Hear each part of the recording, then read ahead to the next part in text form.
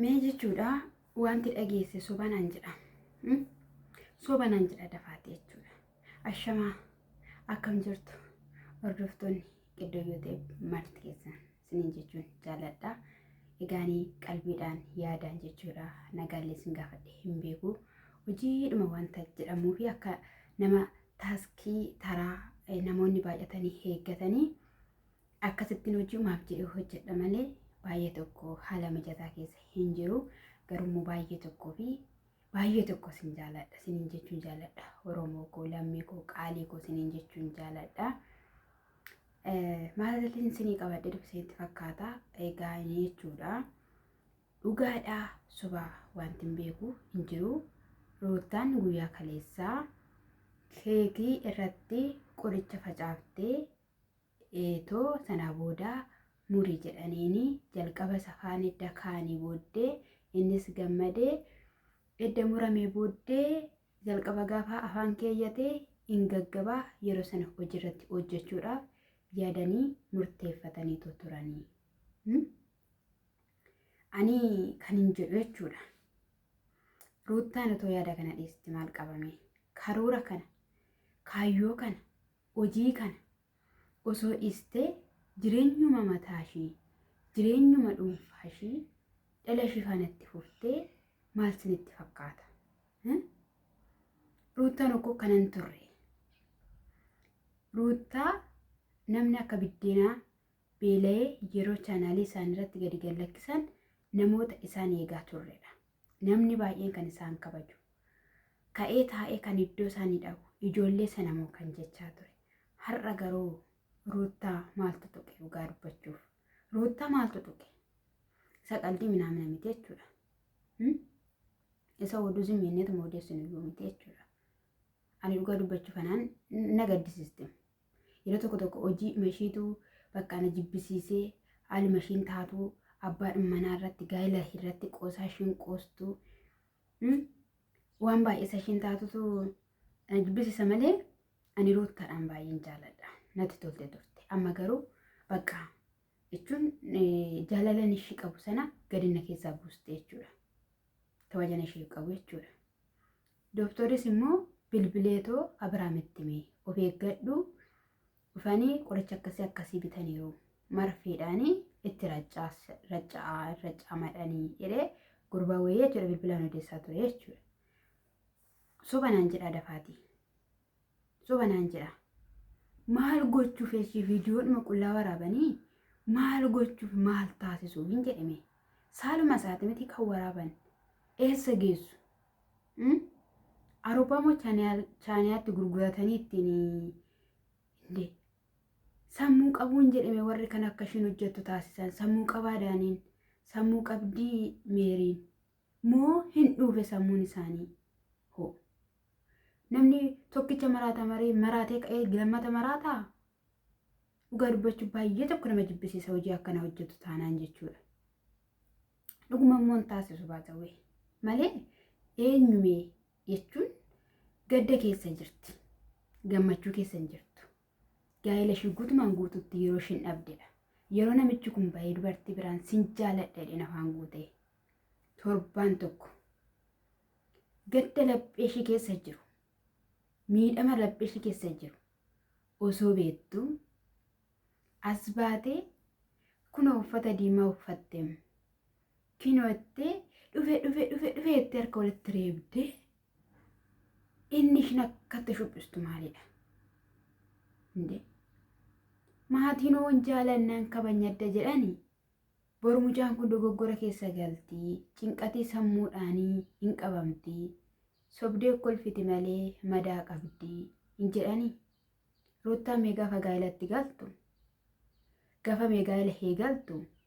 Gaa'elli koo itti fufaa, jireenyi koo itti fufaa, manni koo itti fufa jetteeti malee deebi'een singilii ta'ee qubaa kiyya jiraadha. Nan dhababbaa manaa kiyya jettee miti. Erga dhabdee immoo akka ishiin tasgabbuuftee of dhaggeeffattu maaliif hin goone?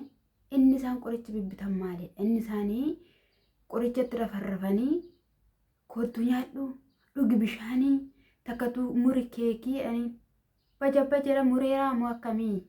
garuu ani achitti hin ilaalline erfoonii nan ala kaayeen dhaggeeffadha waan ta'eef bilbila koo ani mana keessa waan nan hojjedhu irraa fagoo wanta tureef ani akkaataan sanaan galeennaanni wanni sana harkaa bubbutuun argee qulfi harkaa bubbutu mureeraa garuu yoo mureeraa ta'e mureeraa naan jedha asalatti jechuudha. Garuu caaliin dubbachaa turte mureera jettee jechuudha baj godhee biraa deemeette caalii yoo tibi beektu mucayyoo qimame sana jechuudha na wal jabeessaa siniin jechuu jaalladha. Kun baay'ee fokkisaadha. Yeroo ta'u dhaggeeffachuu qabdi, jireenya ishee dhaggeeffachuu qabdi, sammuu ishee dhaggeeffachuu qabdi. Isa isaanii jechuudha walloo deemna jedhanii miidiyaa sana irratti dubbatanii fidha. Kana hinaaffaadhaaf ta'uus danda'a. Maal akka ta'e wanti beekamu hin jiru jechuudha. Warri immoo jechuudha gaa'ee Ruutaa jaalattanii gaafa Ruutaan akkasidha okkoo Ruutaan akkasitti balleessite Ruutaan akkas goote gaafa isiniin jennu warri gadditanis immoo dhiifama isin gaafachuu barbaada. Warri arraba kiyyatti gadditanii jechuudha. Kana booddee anaa dhugaa dubbachuudhaaf wanti na galchu hin jiru. Karaa qajeelaa ta'e karaa sirrii ta'eenaan akka isaan fidanitti irraa dubbadha. Dubbadhu baazawee hin dubbadhu dhugaa dubbachuu nanan bada yuutubii yoo waca malee yuun barba hin jaalattu otoo mana kiyya ta'e yeroo yerootti viidiyoo akkasitti banadheen jechuudha. Balballi godhe oduu odeessa asitti garuu dhokachaa waayifii hin qabu siniin jedhee jira. Haalli nama mijataa miti siniin jedhee jira. Osoo nani viidiyoo odeessu dhufanii balbala guwaa narratti godhu cinqii keessa jechuudha. Akkasumatti hojjedhu immoo warri naan jettanii mana jajjabeessitan jirtu. I love you. Lammi jechaan kanu qomoo jechaan kanu jajjabeessitu jechuun kanu aniyyuu guddaa sin jaaladha. Guddaa sin kabaja. Egaa isa kana siniin jechuu jaaladha. Mee wanta ta'u immoo walumaan ilaalla jarri waliin dhiistu. Abiraan mana naqiinii mucaa kee goodaatti ilaalladhu. Toora galchii iddootti deebisii akkatti miti kan mucaa ilaallatanii akkatti miti dubartii hiikanitti kan siqanii abbaa mana hiikanitti kan siqan jennaan jarri dhagahuu diddee jechuudha. Abbaa caalammoo egaa uma gochuun hin danda'amu jechuudha. Namoonni baay'een dhugaadhaaf isaanitti akkasitti wanni ta'an isaanii dhugaadhaaf deebitti laachaa furmaata itti laachaa warri akkas yoo goote koo gaa'elli kee akkasidha manni kee akkasidha jedhanii erga isaan gafa wal lolaniitii warreen dubbatanii jajjabeessan ni jiru. Isaan garuu dhaga'uu didaniiru. Isaanis immoo warruma isaan faana yuutuubii hojjetanidha jechuudha. Namni immoo erga haadha, abbaa, obboleessa, obboleettii hin dhaggeeffanne isa miidiyaa irra jiru eenyu ati jedhee si dhaggeeffata. Eenyu jedhee butaasii laata. Innaasa kana isiniin jechuu jaalladha. Oromoo kiyyaa eebbifamaa isiniin jedha. Anaaf immoo subscribe dhugaan isiniin jedhe subscribe adaraa uumaa waaqaaf lafaa subscribe naa godhaa laayikii naa godhaa laayikiin keessan namoota biraa irratti akka sheerii naa ta'etti yaada waan ta'eef kanaaf iyyuu subscribe na bira dhaabadhaa laayikiin na bira dhaabadhaa. Eshi akkasitti kan guddatanii jechuudha. Hojjechuun barbaada yuutuubii. Hojjechuun barbaada. Hojjedhee immoo ofii kiyyaaf fayyadamuu qofa osoo hin taane abjuun koo mul'anni koo baay'eedha.